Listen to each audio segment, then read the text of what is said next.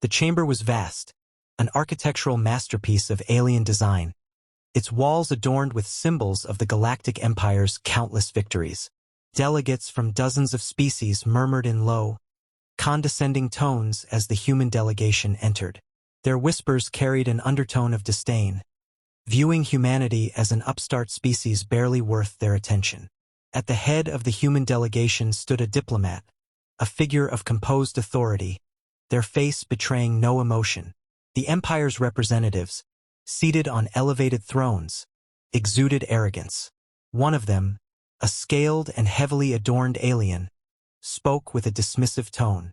"Humans," it sneered, "you claim to seek justice, yet you arrive here with grievances over what can only be described as a minor skirmish. The Galactic Empire has larger concerns than indulging the wounded pride of a fledgling species." The human diplomat stepped forward, their voice cutting through the chamber with precision. "Minor skirmish? You sent warships into the Sol system, fired on civilian transports, and destroyed orbital habitats. Entire cities on Earth were bombarded. Millions of lives were lost. That, by no measure, is a minor skirmish." Laughter erupted from several Empire officials, a cacophony of mockery. One delegate, a tentacled creature draped in ceremonial cloth, waved dismissively. "Do you even understand the scale of the galaxy, human? A few million lives, insignificant. The Empire has eradicated entire civilizations for less provocation." The human diplomat's gaze did not waver. They spoke calmly, yet their words carried an unyielding weight. "You attacked our home. You did not engage in some abstract border conflict or clash in the vacuum of space. You targeted the heart of humanity, believing us weak, believing that we would cower before your power. That belief is your first and gravest mistake." The room grew quieter, the whispers subsiding as the weight of the statement settled. The Empire's representatives exchanged glances, some curious, others still dismissive. The human diplomat continued. "Perhaps the Galactic Empire views itself as invincible, above reproach. You've ruled through fear and overwhelming force for centuries. But humanity does not bend so easily. We may be new to this stage, but we have endured trials you cannot imagine." One of the Empire's senior delegates leaned forward, its multifaceted eyes gleaming with disdain. "And what trials could your insignificant species have faced that compare to the might of the Empire? Your boldness amuses us, human." The diplomat allowed a brief pause, their expression unchanging. "When humanity looked up at the stars, we didn't see conquest or dominion. We saw possibility, but we've also faced wars, natural disasters, and near-extinction events. Each time we stood back up stronger than before. You've underestimated us because you've never seen what we're truly capable of when defending what is ours."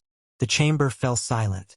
For the first time, the Empire's representatives seemed less sure of themselves, as if a seed of doubt had been planted. The human diplomat held their ground, their words echoing in the vast hall. "You've called this a summit. We call it a reckoning."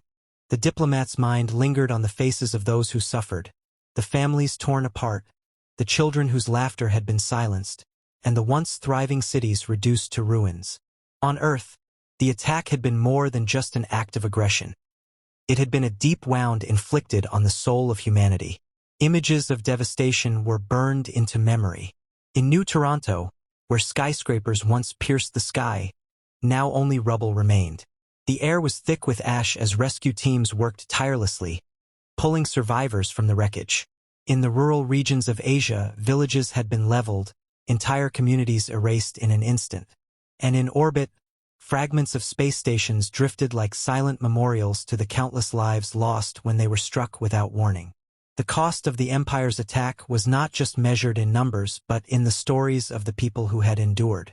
There was the young woman who carried her injured sister across miles of broken terrain to safety. The firefighter who stayed behind to ensure the last of the survivors escaped a collapsing building. The old man who had never left his home planet, now cradling a flag of Earth while waiting for evacuation. Each one a testament to humanity's spirit, a spirit the Empire had failed to comprehend. In the aftermath, humanity had come together in a way that no one, not even humans themselves, had fully anticipated. There was no division, no hesitation.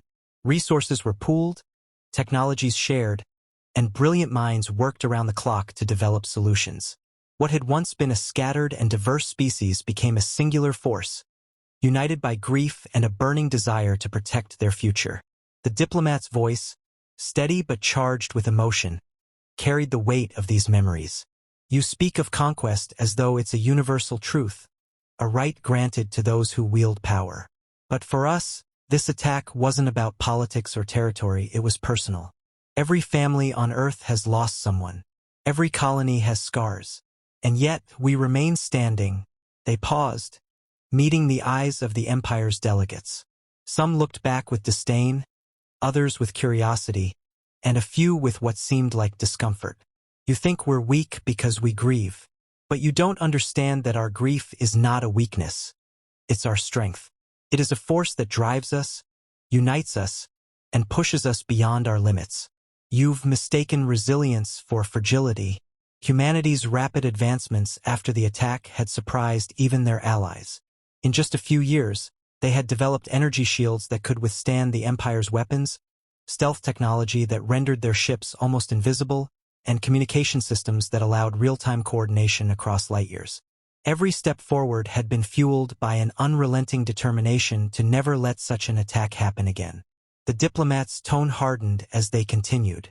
You burned our cities, shattered our orbitals, and called it a lesson. But the lesson you've taught us is this: we are capable of far more than we ever imagined. And now, we are ready to ensure that no one else suffers as we have. The chamber grew quieter still. Even those who had laughed earlier now listened in silence. The human diplomat's words were not threats, but they carried a promise that humanity would not forget, nor forgive what had been done to them. The Empire's delegates shifted in their seats, their confidence faltering. The silence in the chamber was no longer one of dismissal but of uneasy anticipation. For centuries, the Galactic Empire had operated on the assumption that their strength was absolute, their dominance unshakable. They had encountered defiance before, but it always ended the same, quick, brutal suppression. Humanity, however, was proving to be something different. One of the Empire's senior officials, a towering figure with crystalline skin that refracted light, leaned forward. Its voice resonated like a chime, attempting to reclaim control of the room. Your words are impassioned, human, but rhetoric will not rewrite the reality of power. The Galactic Empire is vast and eternal. What can your kind possibly hope to achieve against such overwhelming force? The human diplomat did not flinch. Power is not eternal. It is borrowed, sustained only by the belief of those beneath it. The Empire's strength lies not in its fleets or weapons but in the fear it has cultivated. That fear is now fracturing. There was a stir among the other delegations present, many of whom represented species subjugated by the Empire. Some exchanged glances, their expressions unreadable but tense. The diplomat noticed this, their words now aimed not only at the Empire but at the entire assembly. You rule through domination, through crushing dissent before it can grow. But we've spoken with your so-called vassals. We've heard their stories. They whisper of rebellions that were silenced before they could spark, of cultures erased under your banners. You thought you could do the same to us. The crystalline official's tone grew sharper. And yet you remain here, begging for reparations and apologies instead of taking action. Perhaps you understand the futility of opposing us after all. The human diplomat allowed a faint, almost imperceptible smile. We are not here to beg. We are here to warn you. Your arrogance blinds you to what is already happening. A small device was placed on the table before the diplomat. With a press, a hologram flickered to life. It displayed an image of a sleek human fleet, dozens of ships with an angular predatory design. Surrounding them were vessels of other species, unified under a single purpose. This is what you've overlooked, the diplomat said, their voice calm but unyielding. The alliances we've formed, the technology you assumed we couldn't develop, the willpower you dismissed as inconsequential. You thought we were scattered and isolated. You were wrong. The hologram shifted to display a map of the galaxy, highlighting key systems at the Empire's borders. Fleets marked in human and allied colors hovered just outside Imperial territories. As we speak, your borders are under watch. Your supply lines are vulnerable. And those you've oppressed are beginning to see what's possible when they stand together. The Empire's representatives sat frozen, their confidence cracking under the weight of this revelation. They had grown complacent, assuming their superiority was unassailable. Now they were confronted with the undeniable truth. Humanity was no longer merely surviving. They were preparing to strike back. The diplomat's voice turned colder, cutting through the tension like a blade. You called us insignificant. You treated our dead as numbers, our suffering as trivial. But every step you've taken to diminish us has only made us stronger. The reckoning is here, and it is no longer just humanity you face.